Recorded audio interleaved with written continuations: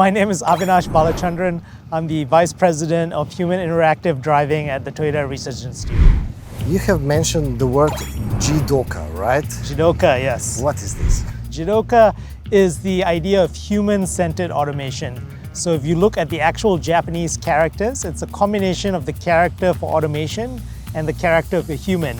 And the idea of d.o.o is having technology amplify people to help you kind of go beyond your physical and mental limitations. Go beyond physical limitations. Yeah. What does it actually mean? One of the key tenets of d.o.o is that we're not trying to replace a human. We're not trying to use technology to do what a human does. Rather, we're trying to use technology to help a human do what they do better or help them be happier. Can you give me one example? How can you amplify the driver while driving? So now imagine that you're driving in Slovenia. I assume lots of there's snow on the road. And lots of regular drivers, they kind of struggle, the car slides. And right now, you don't have a system that really can help you deal with that. Traction control is a little bit too limiting. And so imagine if we could use the same ability to control a car while it's racing and drifting to help you either through a combination of changing your steering and throttle and brake, much like traction control, but helping you change it in a way that helps you stay on the road, keep safe. So that's really kind of what we're talking about. In the presentation, you have mentioned the driving limitations. But when I was sitting in the car while driving very fast on this road, I thought of myself, I could also drive so fast as easily. Okay. But I would love to have a system that would predict to me now is the time to turn because of the next corner, so I would find the right line. So you can think about using this technology for a few different applications. So one is kind of like I mentioned, like a safety system. Imagine traction control but better, right, helping you in snow. The other one is kind of like you mentioned, using the system to actually teach you to be a better driver. And so that's actually an effort that we have at TRI. We call it Driving Sensei. So imagine that your car has an AI that's actually teaching you to drive better. So if you're on a racetrack, for example, it's telling you what's coming up, it's helping you get the right line, it's helping you understand the brake points, it's helping you control the car when it's sliding. And so this is actually also something that we're looking at, building out platforms that can do this. And we have some really cool technology and demos that we've actually demonstrated in California, where our office is, where you can get into a car and it can actually teach you how to drift. Teach me how to drift. That's right. Okay, but how can we this racing driving transform into normal driving on the road? We hope to be able to use this technology to teach you to be more like an expert driver, and that will make you safer on the roads. The second one is to use it in current safety systems. So let's say you're driving and a deer jumps out in front of you on the road. Maybe this technology can actually help change your steering, throttle, and brake. So let's say you make a big steer and you would normally have gone off the lane, off the road, but this car is able to correct it and allow you to slide a little bit around the corner in order to avoid that obstacle and stay on the lane. So that's kind of how we're thinking about doing it. Okay, but at the moment, this technology is too expensive. You're relying on GPS technology. Right.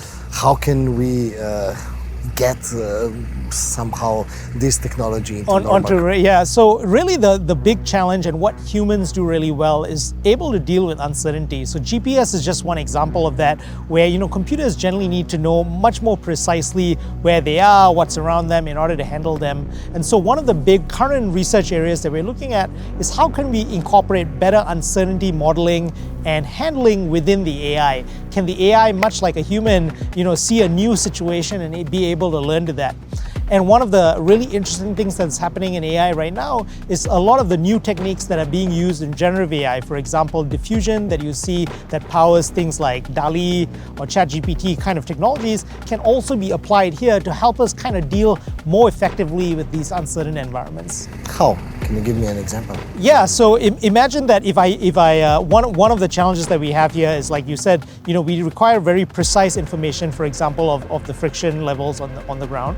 And if we could through an AI model, actually capture a little bit of that uncertainty so that the car is able to work across a broader range of friction values, then we can actually incorporate that directly into the controller and have it work effectively. So for the video I showed you with the tandem drifting, actually one of the cars using a neural network tire model. So instead of just being physics-based, it's using data and it's able to actually generate kind of a better estimate of how much tire forces it has so that it can better handle that situation.